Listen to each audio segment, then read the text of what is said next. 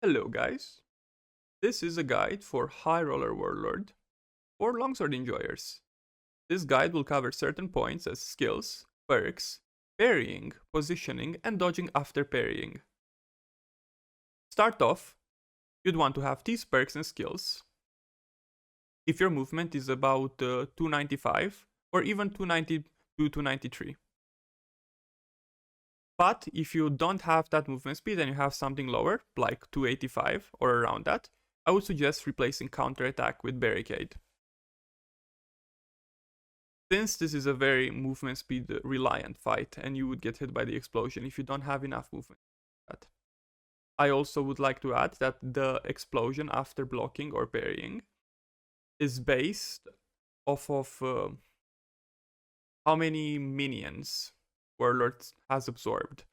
If he has roughly 4 minions absorbed, I would not parry him, or 2 player souls.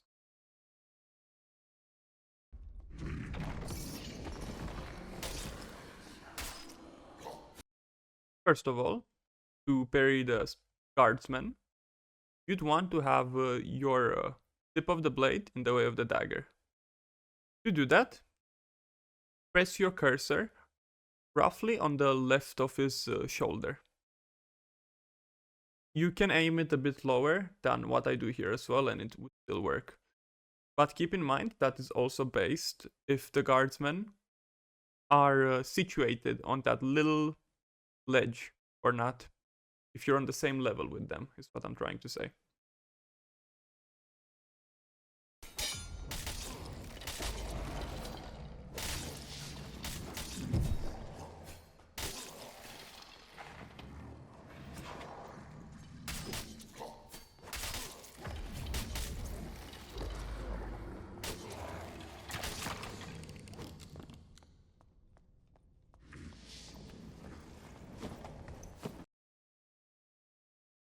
I also would like to add that I like fighting Warlord, either where I'm standing or in one of those two sides of the arena, since it's away from that little ledge.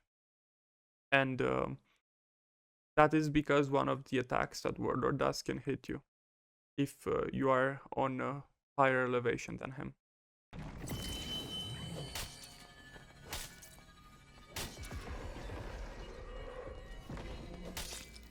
Here, you want to put the tip of the blade towards the center of his body and start moving backwards towards your right as you're facing him or his left. This is also the attack that hits you if you are on higher elevation than Warlord.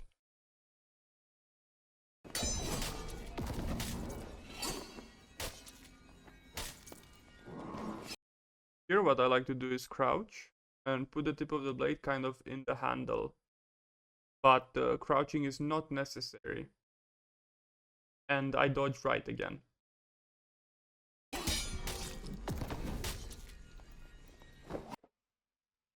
On this attack, I like looking left.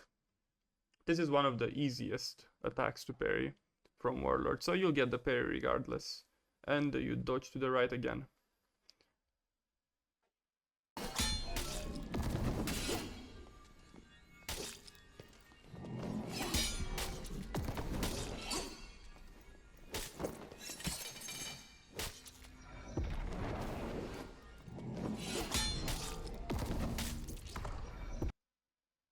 There's also one thing I like to mention, is that after you parried Warlord enough for him to be at least, let's say 20% HP, you don't have to kill guards again, since you have crystals on the arena and badly positioned pizzas. So you can just kite them and just auto attack Warlord to death or left click him to death.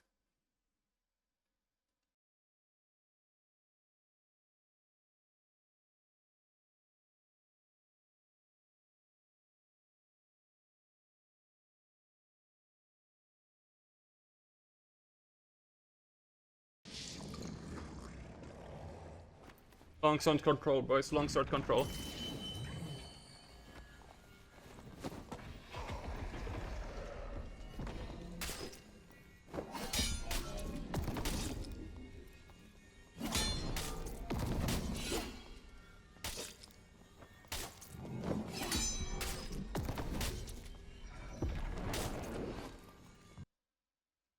Here, you can apply sort of the same logic as the 180 attack.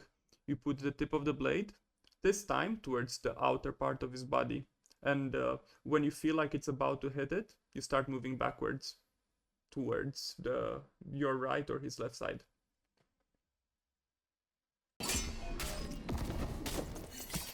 Okay.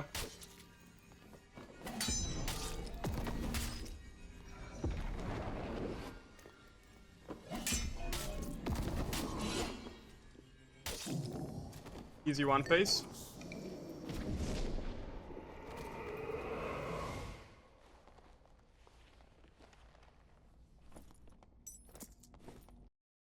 Now to get into some other things that I didn't catch into those two warlords.